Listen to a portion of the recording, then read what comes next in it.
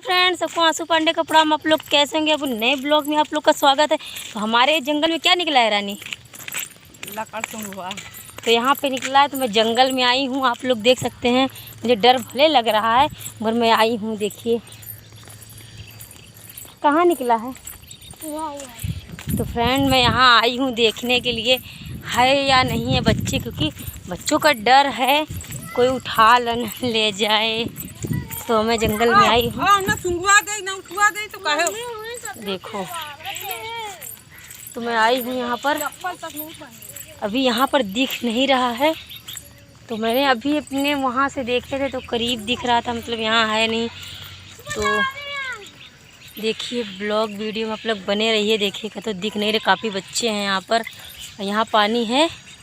ये देखिए कैसा लग रहा है आप लोग का मेरा गांव, आप लोग ज़रूर बताना। ब्लॉग वीडियो में आप लोग बने रहिए। देखिए हमारा ब्लॉग वीडियो।